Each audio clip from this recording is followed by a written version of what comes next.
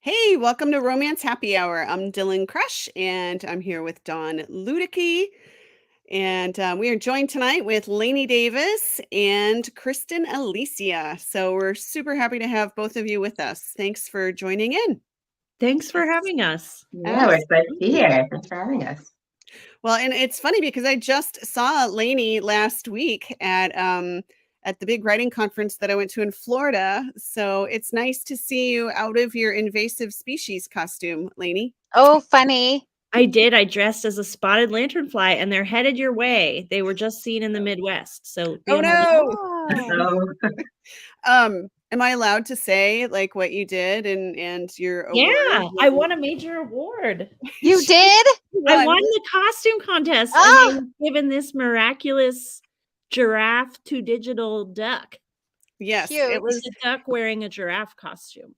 it was amazing. She had these huge goggles, and you made your wings and everything at home, didn't you? I borrowed it. Oh, you borrowed it. Another Okay, got it. person made it. Yeah. Got it.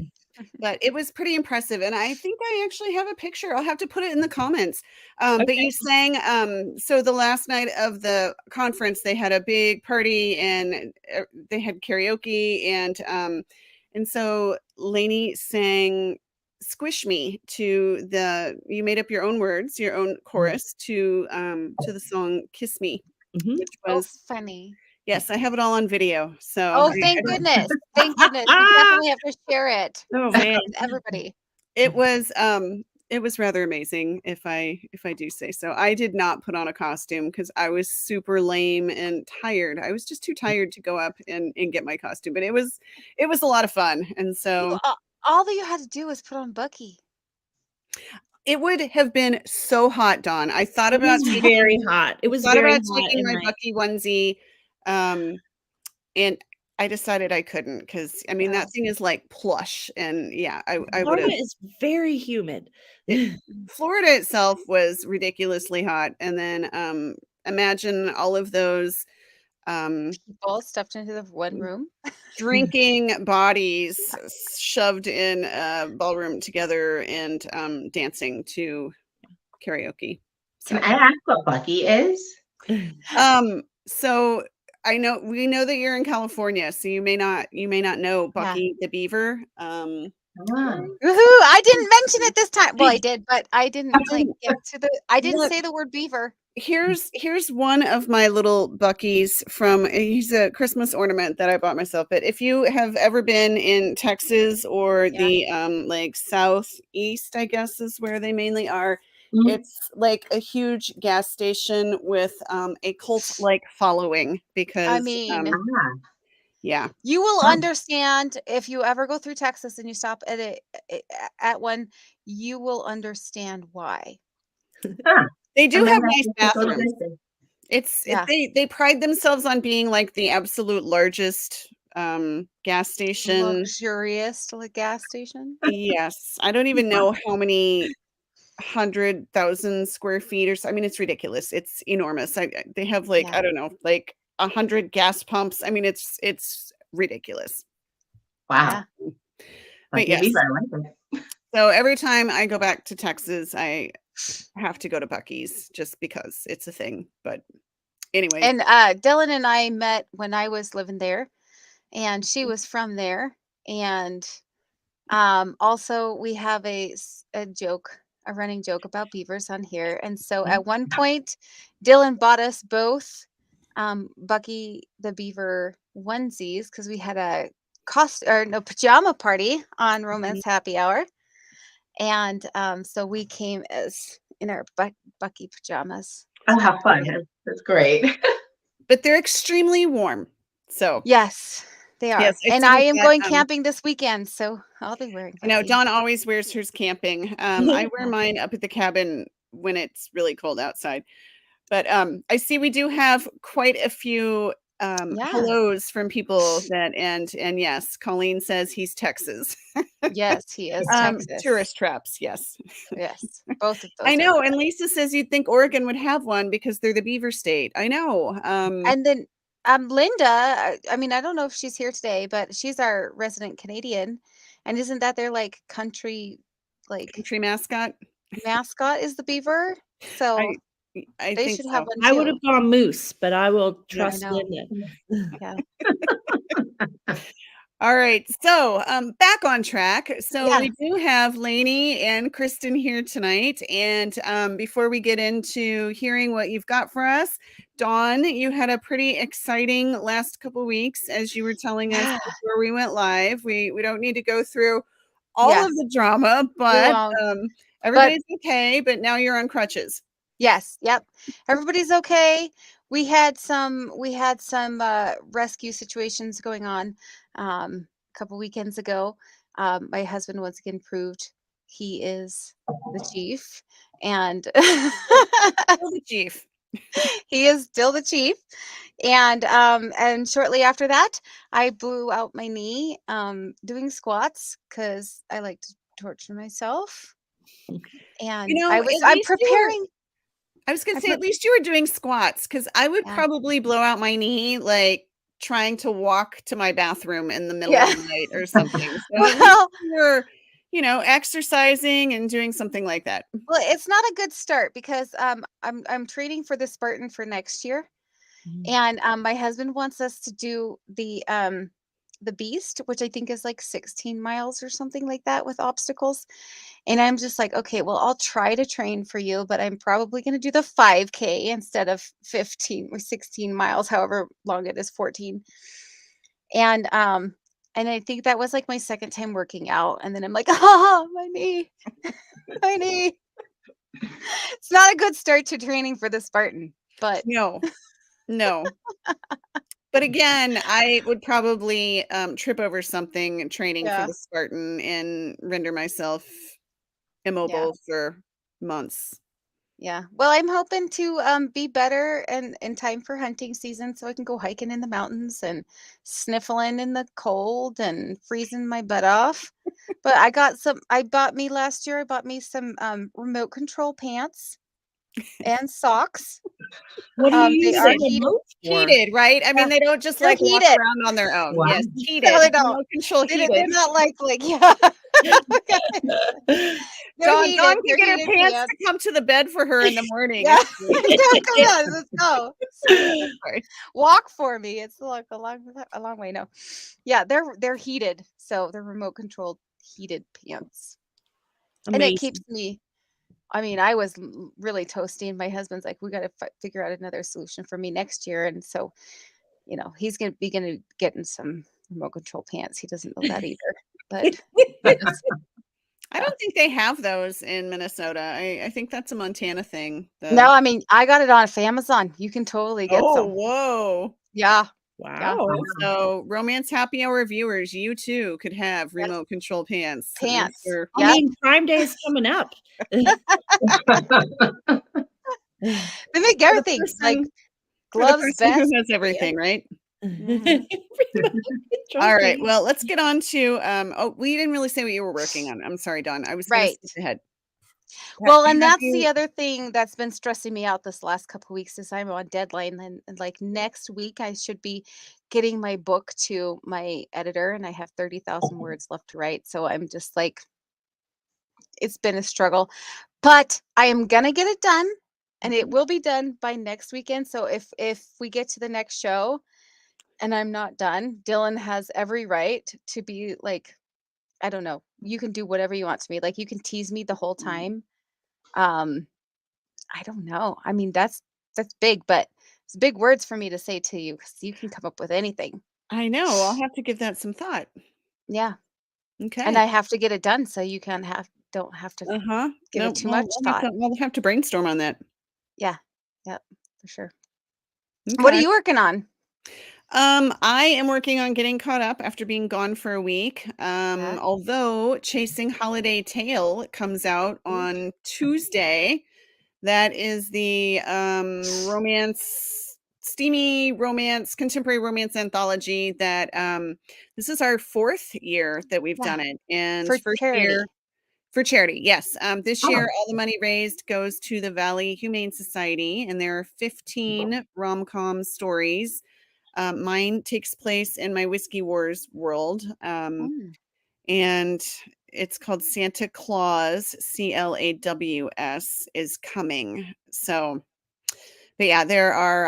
I always love the cheeky titles too. So we've got some fun titles, and all of them revolve around four-legged pets or four-legged animals. So it might be a dog or a cat, most likely. But yeah, there's some really fun stories, and we're featuring that book in the last Romance Happy Hour book box of the year.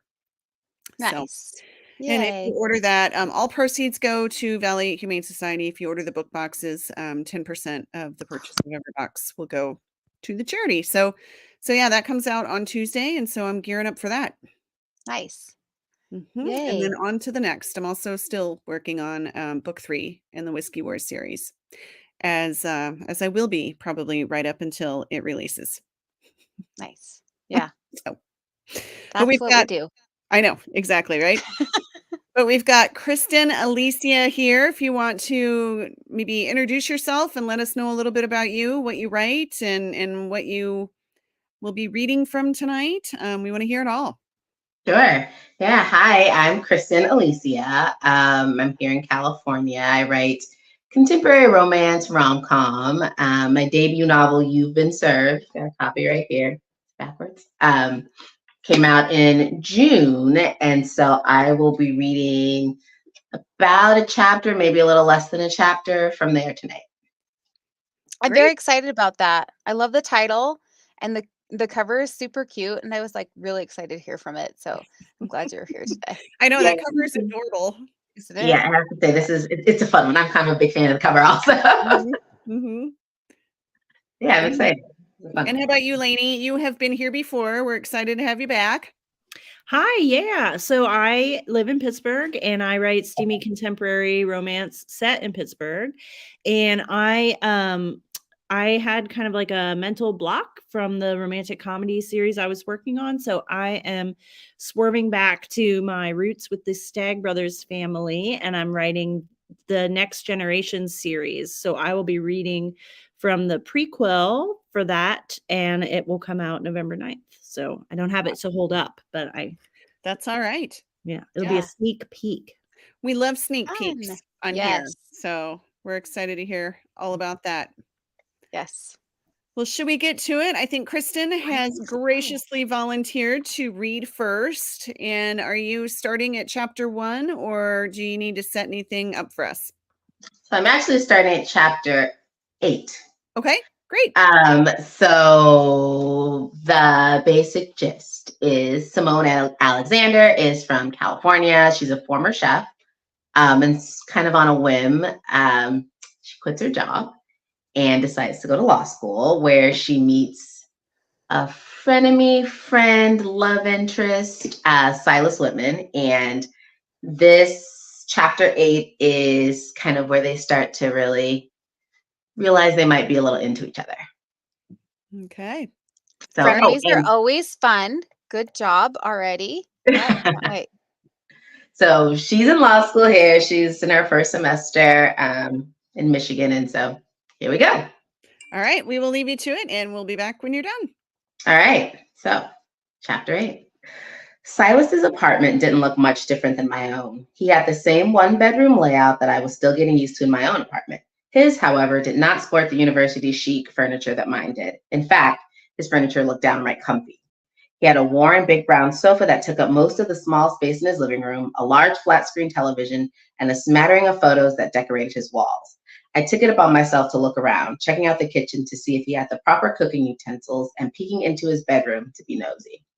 I wasn't surprised to see that he had a king-sized bed shoved into the small bedroom. Silas's body was too long for him to fit comfortably into anything other than a king. Does my place pass the test? He asked, coming up behind me. Don't sneak up on me like that, I shrieked, startled at being caught ogling his bedroom. Simone, the place is like 600 square feet and I weigh over 200 pounds. I don't know how you didn't hear me walk up behind you. I knew how. Looking into his bedroom had me imagining Silas in there getting ready for bed, and I zoned out wondering how his chest looked under those t-shirts he insisted on wearing. After riding with him on the Vespa and feeling his hard abs, I was pretty sure I would like what I saw. I moved away from him back into the kitchen and started opening cabinets in a bid to shake the image of a bare-chested Silas from my mind. They were virtually empty, not even a pack of cheap ramen noodles. Don't you eat here? Why is there nothing in your cabinets? Silas had bought himself so little at the grocery store, mostly snacks and drinks. I expected his kitchen to be well stocked. It wasn't. I have food, he said, and showed me a cabinet full of junk food. That's not food. Those are snacks, and bad ones at that. Cheetos are not bad snacks, thank you. It doesn't matter, though, because I have you cooking here for me. I assume we'll have leftovers. I appreciated his gall. Go sit on the couch so I can cook. I wanted to show off a little for Silas. He knew I liked to cook, but I hadn't yet mentioned that I worked as a professional chef. While we were shopping, I had bought a collection of things, but hadn't told Silas what I was making. Ipsa's was a California farm-to-table fine dining restaurant, but my favorite dishes to cook were soul food. Our menu for the evening was macaroni and cheese, collards, candied yams, and fried red snapper. My grandmother always fried catfish, but I couldn't stand the stuff. Yo, are you making what I think you're making? I jumped at hearing Silas's voice so close behind me. You scared me, and if you think I'm making macaroni and cheese, then yes, it's what you think, I said as I nudged him out of the way with my hip. Unprepared for getting hip checked, Silas stumbled a little and grabbed me around the waist to keep his balance. He righted himself quickly, but eased his arm fully around my waist, pulling my back close to his front. Whoa. Being this close to Silas was doing weird things to me. I tingled in all the right places, and the butterflies in my stomach, paired with the overwhelming desire to turn around and press myself against him just to feel his chest against mine, were unexpected. His arm still around my waist, Silas leaned his head down so we were almost cheek to cheek. Just a tiny little turn to the left, and my lips would graze his. Smells delicious, he murmured. Me or the food? I asked, baiting him. No contest, California, Silas said as he tilted his head into my neck. Oh, you smell fantastic. That's a scent I wouldn't mind smelling every day, he said, and dragged his nose down the side of my neck. You smell like cake. Thanks, I said, trying to sound natural. It wasn't coming easy since the main thoughts running through my brain had everything to do with Silas and zero to do with food. Keep smelling like that, and I might have to see how you taste. I bit my lip and shivered involuntarily at the thought of the 5 o'clock shadow rasping against my face and wherever else he wanted to explore my body. I turned around at his arm. You know what they say about your mouth writing checks, I dared him. Oh, this is one I'd be more than happy to cash, he said. Caught up in the tempting images, I briefly forgot what I was doing until Silas blurted, California, watch out. The pot's boiling over. I jumped out of his arms to see the milk and butter concoction boiling over the edge of the pot about to spill into the floor. It brought me to my senses and the task at hand, cooking. I cleaned up the mess on the stove and turned my back to Silas again, trying to concentrate. I'm going to put the mac and cheese in the fridge while I get these greens and yams going. How hungry are you? I asked. Soul food took time to make. I'm not in any hurry, especially now I see what you're making. I can't remember the last time someone cooked a good soul food dinner for me, he said. Happy to oblige, and then had a thought. Do you know how to make candied yams? No, they aren't part of my limited repertoire. Do you want to learn how? It's not that hard. He looked like I'd asked him if he wanted to dumpster dive, Freegan style. What? I asked. You don't believe in cooking? Of course I believe in cooking, as long as it's someone else doing it. He paused and said, anyway, the kitchen isn't really where I do my best work. I barked out a laugh. You may as well have pointed to the bedroom and said, this is where the magic happens. Cheesy. He grinned down at me and said, I know, but I wanted to see you laugh, so mission accomplished. And yes, I want to learn to make candied yams. I'll probably burn them, but I'm down to try. Do you have a peeler so we can start these potatoes? Silas stared blankly around his kitchen, seeming to wait for the potato peeler to jump out at him. His confused face was adorable. It's in the drawer? I opened every drawer in the kitchen, and while there were screwdrivers, screws, a sock for some reason, and a variety of other things that didn't belong in a kitchen, there was no potato peeler. That's okay, we can use a knife. Shockingly, he had an expensive butcher block full of knives sitting on top of his counter. Can you hand me the paring knife? He stared at the butcher block, reaching, then pulling his empty hand back a couple times before I shook my head and reached around him to pull the proper knife out of the block. Was it possible he really never cooked? Based on his lack of kitchen resources and knowledge, I believe it. Have you seriously never cooked in here? I asked. How could he not cook? He was an adult that lived on his own, and eating out or having prepared meals got repetitive. At least it did for me. Plus, I couldn't imagine not cooking when for so long had been my entire life. It was hard for me to imagine that everyone didn't love cooking or at least know how to do it.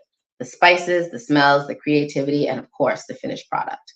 I've never cooked anything that didn't come out of some kind of packaging. Why? Does that bother you? He said and frowned. No, why would it bother me? I think it's weird, but it doesn't bother me, I said. Okay, here's the paring knife. Have you ever taken the skin of an apple off in one go around? I crossed my fingers that he had because peeling a potato with a knife was risky, especially if you didn't want to end up with a trip to the ER. Oh yeah, my pop and I did that when I was a kid. Okay, it's the same basic idea, I told him, handing him the knife and the potato. You just have to be a little more careful with potatoes because they're, oh, he spit out. How the hell do you do this without cutting yourself? A trickle of blood dripped down one hand, and he was trying to cover it with his other hand. Only the tiniest piece of skin was off the potato. How would he manage that? He'd barely even gotten started. I handed him a paper towel. Are you okay? I asked. I'm cool, it's just a little cut. I eyed him as he clutched his hand with the paper towel. Come here and let me rinse it off so we can see how deep it is. It didn't look like there was a lot of blood, but I'd found out the hard way. Sometimes deep cuts take a minute to really get bleeding. He dragged his feet the few steps it took to get to the sink where I stood waiting with the water running. Put it under the sink so we can see if it's deep. I waited by the sink, but he wouldn't let go of the towel. Silas, I asked, hearing the concern in my voice. He was starting to look a little green. Can you let go of the paper towel so I can see it? I'm cool, he repeated. I don't need to see it. But hey, do you mind if I sit down for a second? I'm feeling a little lightheaded. He was also breathing a little heavier than usual. Lightheaded? Aside from that first trickle, it didn't seem to be bleeding all that much. Silas stumbled, looking a little wobbly, as he made his way to the couch, and as soon as he sat down, he bent over, putting his head between his knees. What was going on with him? Silas? I sat next to him and put my hand on his back.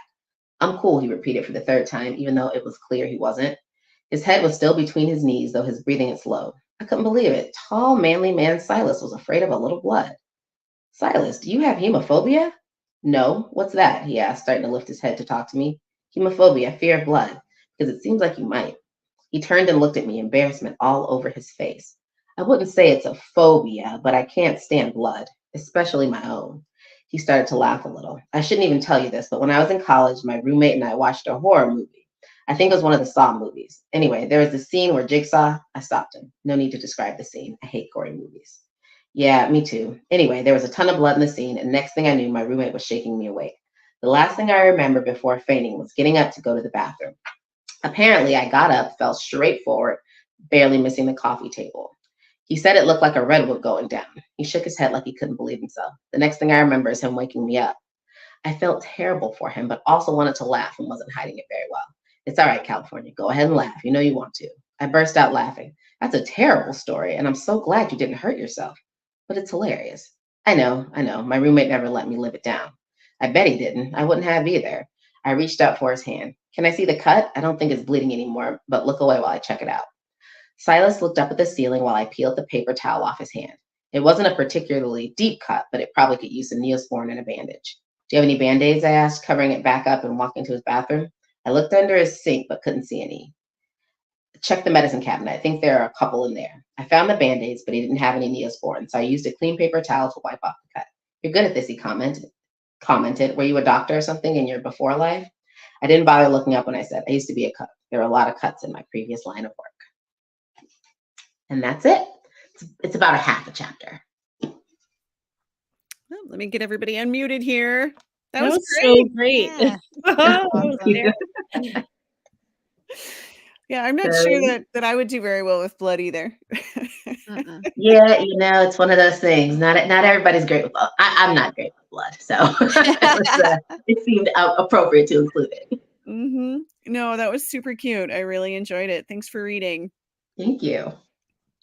And I know Lainey had a question because she had popped it in our private chat as you were reading, and I'm going to let her ask first. Yeah, Kristen, do you include any of those recipes in your book? I was so loving all the food details. I don't, but I have one or two on my blog, and I plan to put more up. So, yeah, so they're somewhere. They're just not in the book. Yeah, I was kind of sitting over here salivating since I got home from my son's football game about 15 minutes before we went live. So, yeah, it goes really fast all the time. But I just wanted to say that if you to our viewers, I think we have mostly a lot of new people today. If you want to ask a question, pop it in the comments and we can ask it for you. So that's how it goes. I know I posted it in there, but I don't think we have any questions yet. So we have a lot of comments though. Yeah. I have a question for Kristen, and she didn't read this part, but tell me about the Magic 8-Ball, because I was poking around on your website and you actually have Ask the Magic 8-Ball. Yes, So that was tell us. that I left out. So the way that Simone ended up in law school was she quit this job and she kind of didn't know what to do. So she asked a magic 8 ball if she should go to law school, and it said yes. So I actually have my little trusty magic 8 ball here too. I But yeah, love so it's kind that. of a whim. It was on a whim. What was that? I love that. I love that. That made me think of like, gosh, wouldn't it be fun to have an entire rom-com where, you know, the entire time she just goes through and asks the magic 8 ball about every decision in her life for a week or something? It's She actually, so throughout the book, she does depend on this magic 8 ball a few times. Mhm. And so it's kind of something she's been doing since she was a kid. And so when she wanted to make this huge life change and didn't necessarily want to make that decision on her own, she asked her Mhm. trusty magic 8 ball. I love that. I think that's hilarious and probably something that a lot of us might admit to, using a magic 8 ball to steer our lives at some Hey, point. figure So, what's the harm? I mean, there's probably a lot of harm, but right. No, I that's a do lot of like the fun. magic 8 ball myself from time to time, though. It's fun. And so this is your debut novel. It Is is. it the first book that you have or first manuscript you've ever written? Because I know a lot of us, you know, have that project that will never see the light of day, or just curious if this is the first manuscript you've ever finished, if that's what this is, or if Yeah, this it's is the first one I've ever finished. that's fantastic. Well, I've started a lot. I've started a lot of books, Mhm. but usually I get about 10,000 words in and sort of abandon ship. But this one I actually finished. And so it was kind of my goal, finish a book, finish this book. And I did. And I fell, of course, back in love with writing. I've always liked to write, but when I Mhm. actually finished my manuscript, it was like, oh, wait, this is fantastic. I love this. Mhm. So yeah, so I'm working on a couple other things now. So what made you want to write a book in the first place? Both of you. That's a good question for both of you.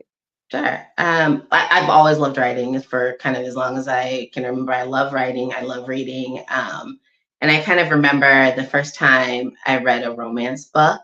I was at my grandmother's house, and she had all these like 70s, early 80s YA romances in a box, like in the very back of her house. And I just stumbled upon them. I think she's probably going to throw them away.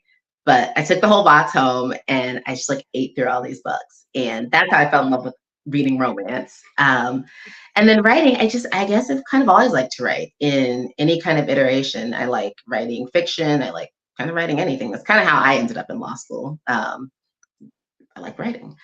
And so in terms of writing a book, it was something I wanted to finish, something I've always wanted to try. And of course, something I've always wanted to finish. And so when I had, I guess, a little more time to finish, I was able to. So I finished the first draft of You've Been Served when my daughter was about 2 months old. She was just like awake, and I was a paranoid new mom. So like I wasn't sleeping either. And so that's when I finished it. And yeah, it was great. That's How old is she impressive. now? Yeah. She's almost 3. Nice. That's very impressive though, because I think I didn't even shower when I had a brand new baby, and here Mhm. you like finished a book. So Yeah. I didn't shower either, but I did finish that book. priorities, got it. Exactly. 2 a.m., what else are you gonna do? Yeah. I've been editing books before, like at 2 a.m. You're like those 2 a.m. feedings. I either watch TV but TV just makes me so tired. I Mhm. would start like editing books. That was my time. Yeah, I mean, it's one of those like you get this like renewed sense of maybe creativity or something at 2 a.m. Maybe it's delirium, Yeah. I don't know, but Mhm. Yeah. You're all of a sudden awake and you're like, why am I not tired right now? Yeah. Let me do exactly. something productive besides Yeah, feed my baby. right. My baby, put That's her in the me. crib, right? Or edit, exactly. We did have one question just pop up. Oh, wait. First, Lainey, what about you? I'm sorry. Well, I've always been a writer. I got a job at a magazine after college. I went to graduate school for writing. I was working as a writer. And then I needed to replace our roof. We got an ice dam and I needed extra cash. So a friend said, "You should write books and sell them on Amazon." And I was like, "I can't do that." And he said, "Why?" So I gave it a go, and now this is my full-time work. And do you have a new roof? Yeah, we got it That's fixed. good. We ended up borrowing the money for that, but, Yeah. for it somehow. Yeah. And how many books later now? How many books do you have out? I have 22 out, and I'll read from 23 when it's my turn. Ooh, yeah. That's Okay. awesome. So all because of a roof, all because of an ice Yeah, dam. of a Yep, roof. The It's world might not interesting. know Lainey Davis if not for an ice dam. that's How about true. that? Interesting to hear how people got to, I'm gonna write a book. Like Yeah. yours was a roof. That's really cool. That is cool. Okay, we do have a question, and it is there any genre you would not like to write in? I mean, I have Ooh. no interest in horror. Like, I don't like to read it. I don't wanna watch it. I don't I was gonna say the same thing. Horror, like I like thrillers, I like mysteries, but horror, the blood thing, the gore, it's not really my thing. Yeah, How about I you, agree. Dawn? I agree with horror, but also I have a pseudonym, Lexa Jade, so I like to write in paranormal, but I do not like alien books. I would not want to write an alien romance. So not like sci-fi or Not sci-fi. monster, I'm like, I I guess can't alien. I can't do alien, Okay. but yeah. I agree with like the gore and yucky. No, I don't I want that. know. I feel like we're picking on horror tonight because that was the first one that Sorry, came in my horror. mind too. But It's kinda um, like the opposite of romance. it Right. is. It is. You're right. So yeah, I feel like we're picking Yeah. on horror. But one thing, one genre I would probably, I don't think I'd like to write it because I would be so afraid of getting it wrong is historical. And I know, like Dawn, you actually write American historical. I like to make things up, so I don't want to Mhm. get caught up in having to make sure that. I mean, we do a lot of research for contemporary books too, Yeah, but see, but that's where you're wrong, Dylan. I would have somebody wearing I don't know, a cravat or something, and it would be wrong, and I don't know, Yeah. or Well, whalebone see, corset, and they wouldn't have invented whales yet. I don't know. this invented wheels. This is what I love about historical though, is because I can. Because honestly, I have learned through research that history is crazier than anything we can Mhm. actually Mhm. come up with. Yeah. Like, you can get away with a lot because history is freaking nuts. Like, Well, plot points maybe, but like the actual, yeah, I like don't what know. happened back then. First time Sure. that I read a historical romance, I was like, "Why are they spelling town wrong?" I mean, just like things like that. I Yeah. don't, yeah. There are Yeah. a lot of conventions, I think, when you're writing certain genres. And so, like with historical, you've got to get, if you're writing a historical and it's set in Regency England, I mean, you better have people wearing like Right. Regency England clothes and, things like that. So Mhm. I think Well, it's and just I guess tricky. yeah. And I guess like to spin off of that, I wouldn't not like to write in it. Actually, I would love to write in Regency, but I'm scared to because Well, I've never see? been there. See? Yeah. See, I've So, never been to Regency England either, Dawn. yeah, never I don't been think there. any of Regency us have. England. True. I think it would be really fun to write a historical, but, like, if I did one and research that time period, I would wanna stay there for a bunch of Mm. books because it It's would fun. be so much work. It's Mhm. so much work. And Yeah. I agree, Lainey. I think I would probably like pick a period and kind of stick with it.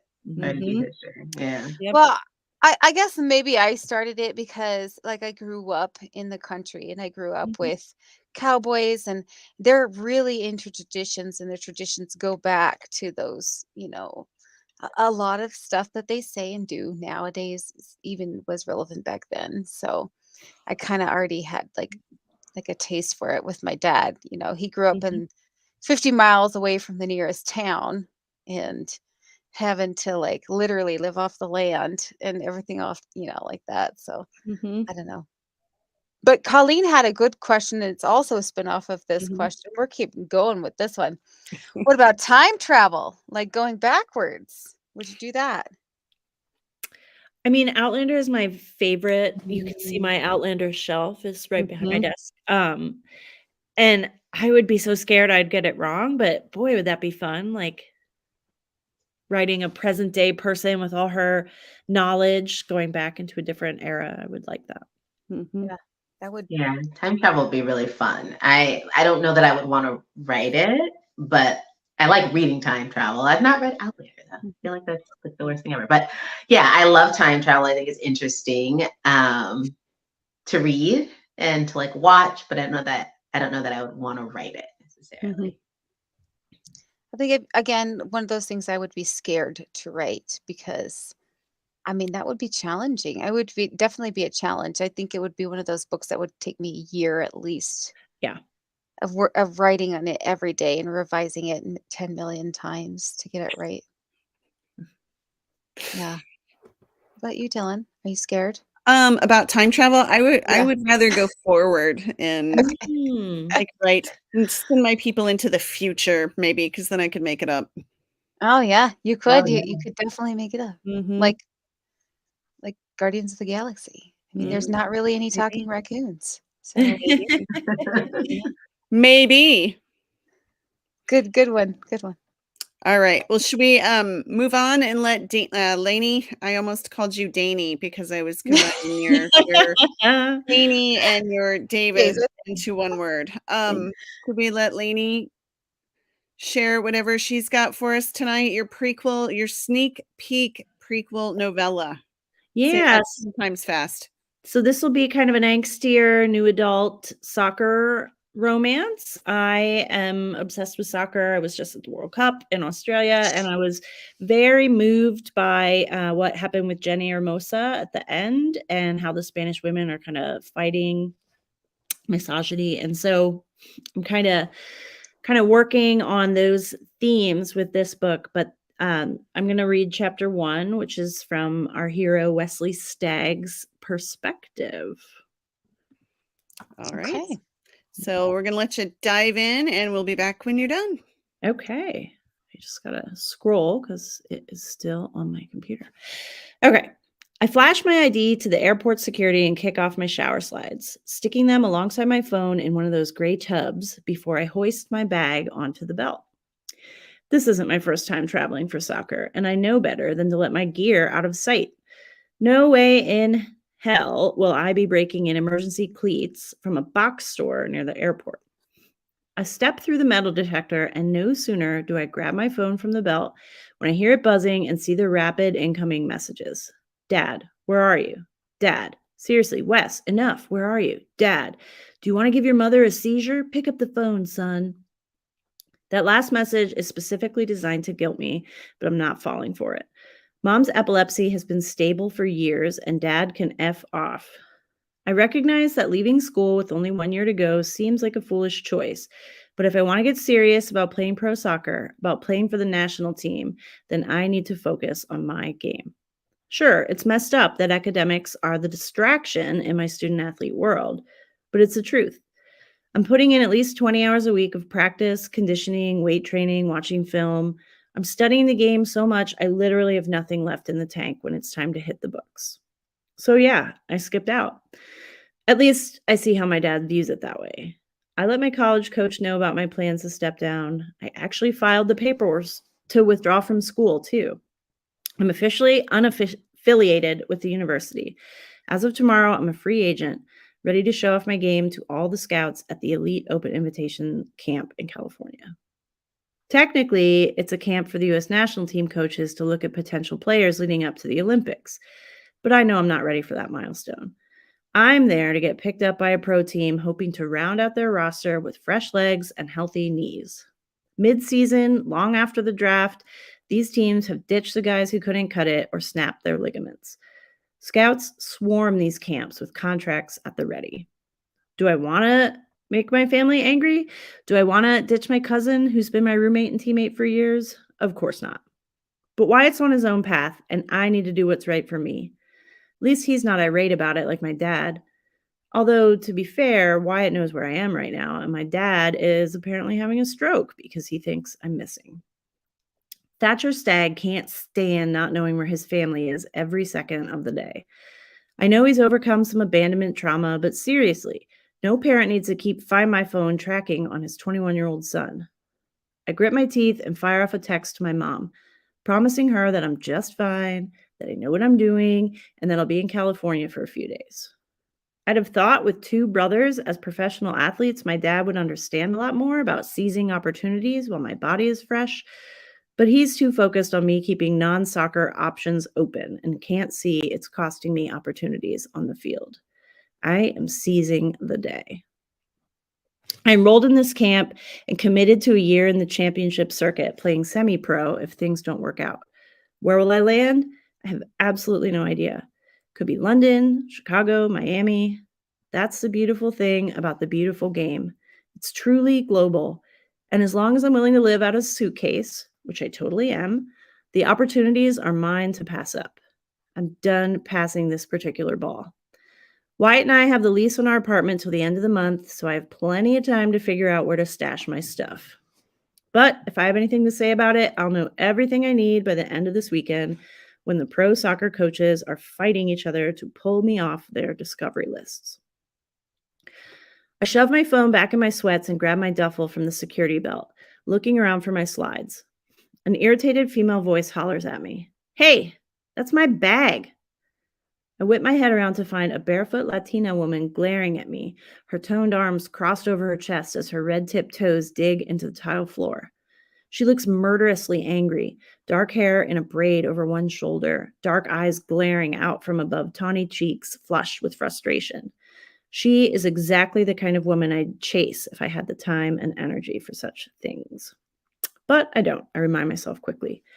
She moves her hands to her hips, causing her t-shirt to stretch across her chest. It reads, OU Soccer. My breath rushes out of my body. The temptation is extreme. I love athletic women. I love joking around with them. I love the feel of their body. And best of all, this one is annoyed with me. You have my bag. I look down at my duffel and see that it is, in fact, not mine. There are no scuffs on it, for starters, and it's got the name Merino embroidered on the side instead of Stag. My bad, I say, slipping the bag off my shoulder and handing it to her. She snatches it with a huff and looks past me, I assume searching for her shoes, which seem to be caught up in a line at the machine where the security agent is scowling at my actual soccer bag. The angry woman sniffs. What'd you do, leave your tape scissors in there? Shit. My stomach lurches because I definitely did leave my athletic tape scissors in the side pocket of my bag. I look around for someone to explain, but they're already beckoning me toward a podium. I can tell they'll be wagging a blue-gloved finger at me for my error. I pad over there in my socks. My slides are still somewhere on the belt, and I explain about the scissors. I understand you have to take them, I tell the guy, who rolls his eyes so hard I can almost hear it. This is serious, sir. You can't bring weapons on a plane. Yeah, I understand. Like I said, I'm sorry. He tosses the scissors into a bin next to the podium and gives my bag a final rummage, wrinkling his nose at the pungent odor from my cleats. Please make sure to take all your belongings from the belt, he says, shoving the bag in my direction. I nod and grab my stuff so I can hustle to my gate.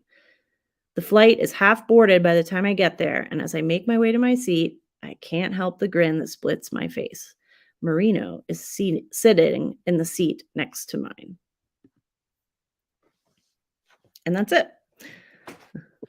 I knew you were going to leave us there. Yeah. I was gonna say that exact same thing. I was gonna say, but no, keep going. Well, you can read it on November 9th. Yes. All right. Oh I my just gosh, so cute. want to point Thank you. something out for those of you who might be listening to the podcast later. I was watching because I can see everybody's faces down below when Lainey was reading. And as soon as she said pungent smell, Kristen, I saw your nose wrinkle. My nose wrinkled. I saw Dawn kind of a little bit, but we were all like, ooh. He opened his Ew. soccer bag right there. That is Mhm. just yeah. That smell. My husband played hockey like adult league hockey, and That's some yeah, next level stench hockey gear. well, It's like it a very is. But specific stench too. you know what smells just as bad are soccer shin guards. They really do. And so yeah, as soon as you said that pungent scent, I was like, oh, I know that scent. I should make it the shin guards and not the cleats. I have time to do that. Oh, you do, yes. But Yeah. yeah, I mean, we even washed my daughter's shin guards a couple times, just trying to. And you know, you're not supposed to wash shin guards really, but it was like we just that foam I have on the to backside like soaks up all the sweat. So gross. I have to post this question, and I just again reminding people, just post your questions. We only have a couple minutes left, like, well, 14 minutes left of the show. Make sure you post your questions here, but we did have one pop up that kind of goes like they're really on it today. Like the questions are like going with each other.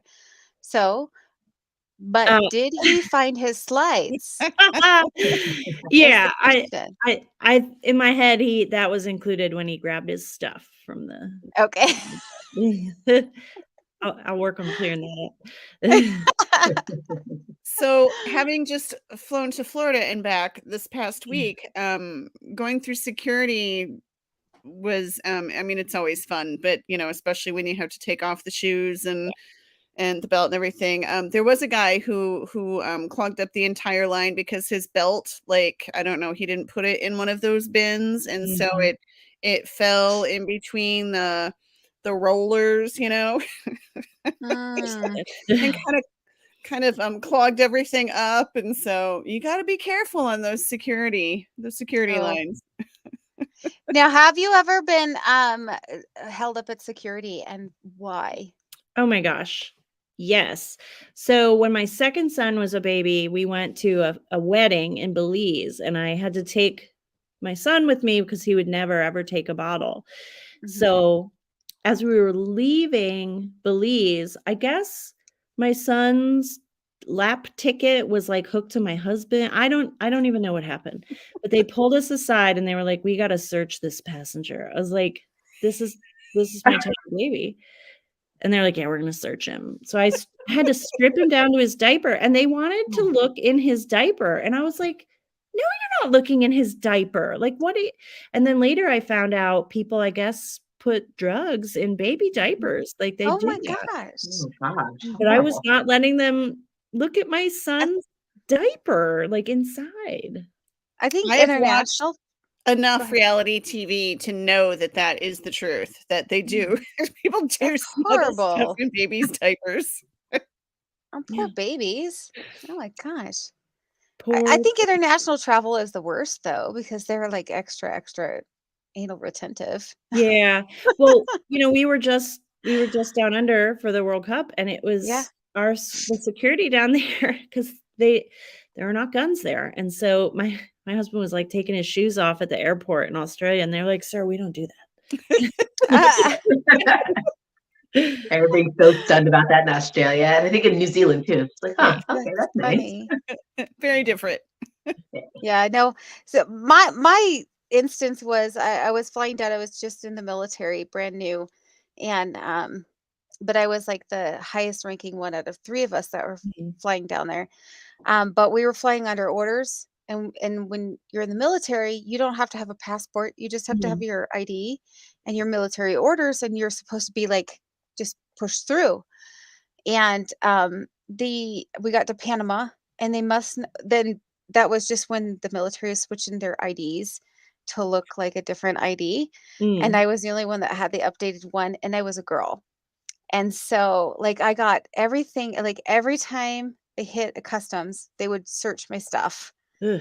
And then we got to the very end, and our husbanding agent, he's the guy that was come pick us up and like get us settled in and help us out, was right on the other side. We could see him, with his little sign.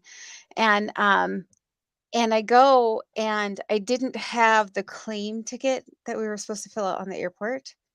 And so they were going to detain me. And they were like, "No, you come with us. You're not military. You're not military.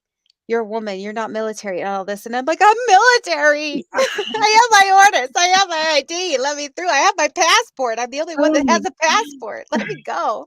You're just there And so, trying to serve our country. Oh my yeah. gosh. And the husbanding agent had to come and be like, no, no, no, she's with them. She is. I'm here to pick her up. Like, here's her name, like on my list. And so I got through, but I was like, oh my God, that was like the worst. That was in Panama? Yeah. Panama. Yeah. Mm, All those kids that go down there for freaking spring break and right. they can't let me go through to meet my boat. Well, I don't know, Dawn. You're pretty intimidating, in person. Yeah, I'm super intimidating. Were Yeah, you like wearing a 5'4". beaver onesie at the I time? was not. No, I did not know they existed at the time, or I probably would have been. Yeah, Right. I would have. I'm sure that that would have gone over real well as you're representing our Yeah. the US Coast Guard in your beaver onesie. Yeah, Yep. my beaver onesie. But I had quit smoking before I boarded that airplane, and by the time I got to my hotel, I was still smoking. Yeah. That's all right. Sharon made a good point. Jennifer too also said hockey gloves are terrible. And then Sharon Oh, said yeah. try taking care of a person in the ER with that pungent smell. So There's all kinds of smells in the ER I don't want to take care of. no kidding. Thanks for that, Yeah. Sharon. Yeah. If you do have questions, post them in the comments. Otherwise, we're going to keep you guys busy with our questions because Dawn and Yeah. I are always Yeah, always full of full them. of questions. So one big one that comes up that I'm always curious about is, are you a pantser or a plotter? And Kristen, I want to ask you first. This being your first novel, did you plot or did you plot it out? Did you have an idea of what was going to happen, or were you like most of us who sit down with their first book and have no idea what they're doing and just start writing and see what happens? Yeah, it was that one. I just kind of started writing full on pantser, had no idea where this book was going until like the last 10 pages. And then I had to go back and say, okay, what's happening here? But I've been trying to plot more. But my pantser nature is taking over with this next book. And so I have this like great outline. It's awesome. And I've had to rewrite the outline because the writing doesn't stick to the outline. But it's really actually helpful to plot, as it turns out. I've been writing a lot faster, but yeah, no, naturally, total pantser. Yeah. And you've been served with absolutely just, let's keep writing and see what happens. I love that. I still do that. I started out as a pantser, and I am becoming more of a plotter, and especially this book because it's a second generation of a series that is pretty established. I really had to like go back and research all these characters' personalities, like how would Thatcher be as a dad, and so I felt like I needed to plot. And just like Kristen said, the book came a lot faster because I had been plotting. Yeah. Somebody this past weekend, because I am I don't want to say recovering pantser because I still am a pantser, but I am a pantser who really, really, really wants to be a plotter. And I mean, I've tried all of them. I have looked at and tried to work with Romancing the Beats, the Snowflake Method, the Story Circle. Like if it exists, I probably tried it. And I still cannot stick to a plot. And somebody was telling me this past weekend, because we were talking at our conference, they said, you know what, you are a plotter. You just, your outline is just, like 60,000 words long. And I said, that makes a lot of sense because I go through and I write, because what is so much fun to me as we're writing, I put a lot of thought ahead of time into who my characters are, because when you're writing romance, oftentimes, you want to have two characters that will eventually complement each other and bring out the best in each other. And so, one of them normally comes through a little more fully formed. But you really have to think about that. So, I do a lot of thinking about my characters, and just, imagining them in different situations and things. So it's, it's not that I just sit down and write and these characters come on the page just out of nowhere. They've been processing and, stewing around, simmering in my head for a while. But so I think that's kind of right, because once you get that first draft out, then I kind of realize, okay, this is my theme and this is what I need to play up more. And then you can go back and kind of fix it. It's still frustrating to me because I would like to be able to write an outline that I could stick to that would make things go faster. But I think being surprised is what's so much fun for me as you're writing, and somebody comes on the page and I'm like, where did that person come from? Yeah. Or, that dialogue pops into your head and it's like, never in a million years would have thought, would have Mm. come up with that. And Yeah. so that's what's so much fun for me. How Yeah. about Well, how about for you guys? Yeah, it's really fun to kind of see where the characters go. Like, Mhm. With You've Been Served, it was kind of like, oh, yeah, would Silas say that? Yeah, he totally would. And it helped me kind of form, even like get a better sense of who my characters were and their personalities, and their personalities sort of got fleshed out as I went along, which was, it's fun. It's really fun to discover kind of who they are Mhm. as you go. What were you going to say, Dawn? You were I going was to say gonna. something a I minute ago. have a question, and but I thought, okay, wait, I should wait till Lainey answers. Okay. Okay. Oh, I mean, I still, as I'm outlining more, I do still feel like I have those fun discovery moments.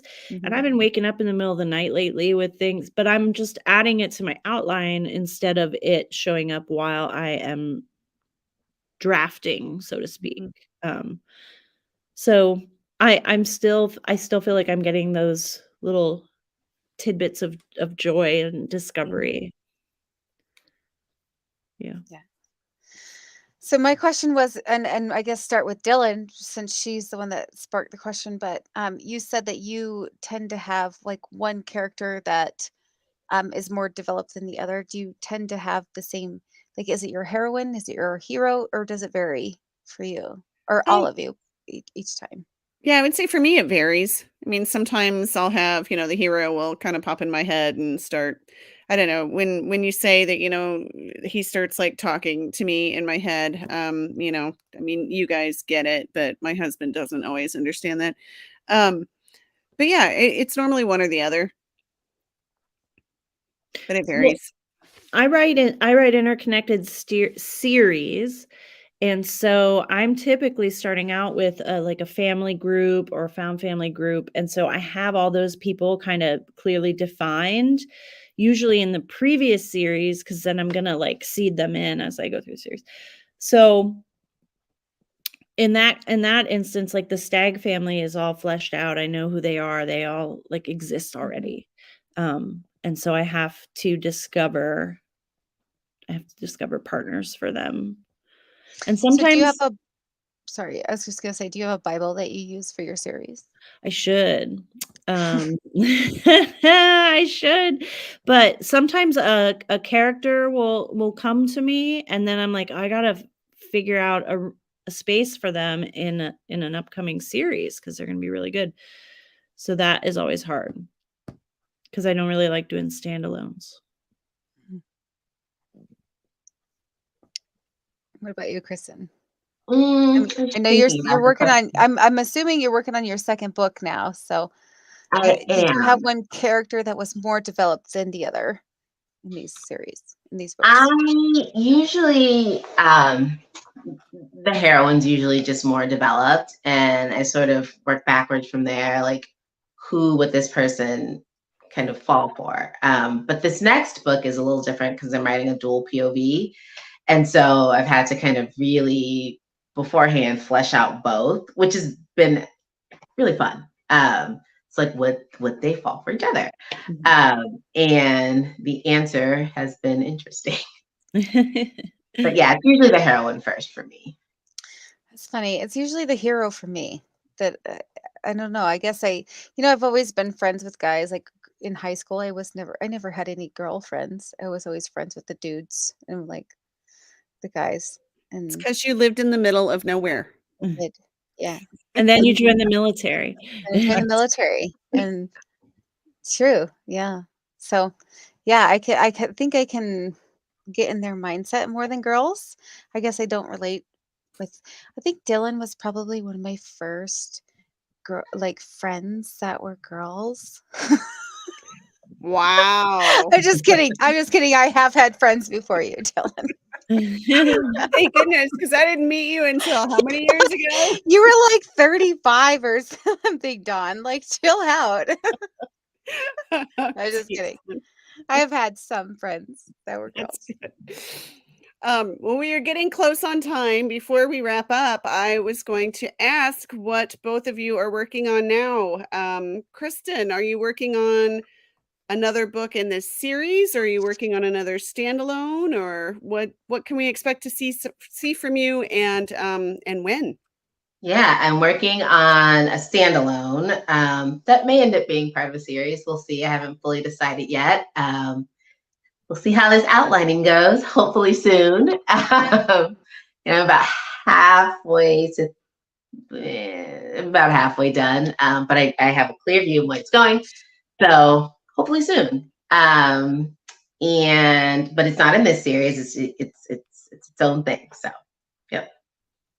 Is it still, because it sounds like, now I'm prying, but it sounds like you said you did go to law school. So will you continue to write kind of in that setting, or we're looking for teasers of what's to come.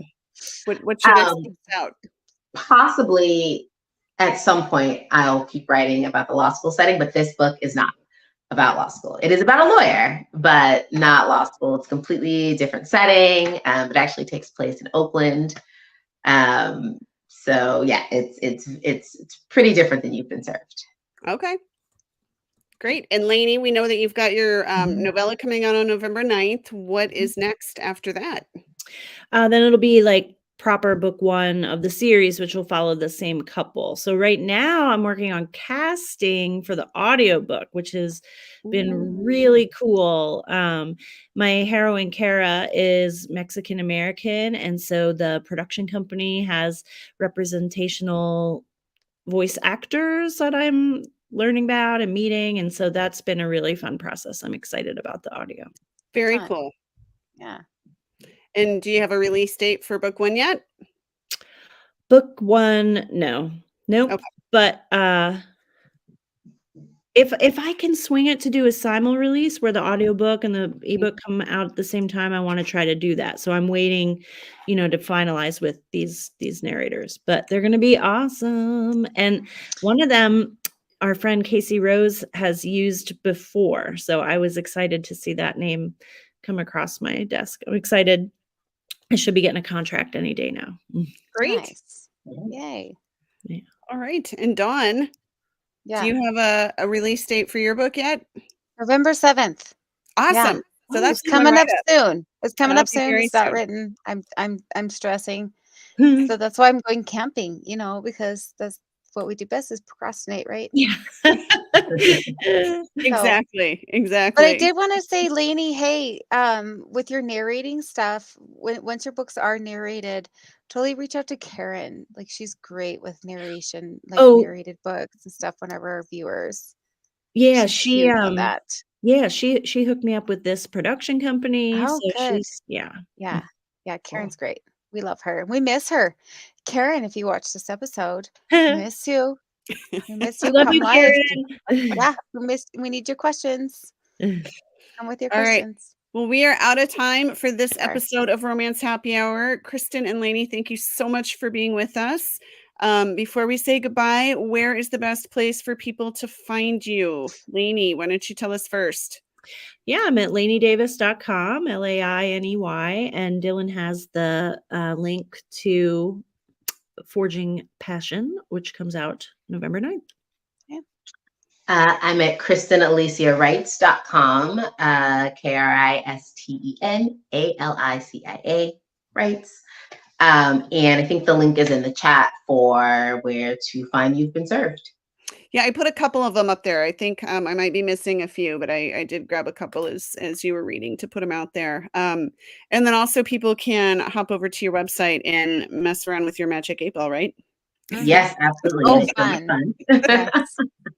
All right. And Just as a reminder, we do have the giveaway for this week posted on the Romance Happy Hour Facebook page. So head over there and check that out. I know Lainey is giving away an omnibus of the Stagg Brothers series, and Kristen has a signed paperback of You've Been Served. So make sure you check that out before time runs out for that. So I think that's it. Dawn, you and I will be back the second Thursday of October. And anything else you wanted to add? You look like you want to say something. I was just gonna say there's only 4 episodes left of the year. That's right, because we have 2 in October, and then we have 1 in November and 1 in December because we always fall on the holidays. Holiday. Thanks, Dawn, for just fast forwarding the rest of 2023 in my mind. That was and also we need to plan our end of year. We do. We always do something fun toward the end of the year and the holidays, and we don't have ideas. So if anyone has ideas for us, tell us. Let us If you know. want another party, we can party. We can wear our beaver onesies again. Yeah, or audiobook narrators could come and narrate. Ooh, yeah, maybe we should have a special audiobook narrator show where we get the best of the best to come and read snippets from everybody that was on the show this year.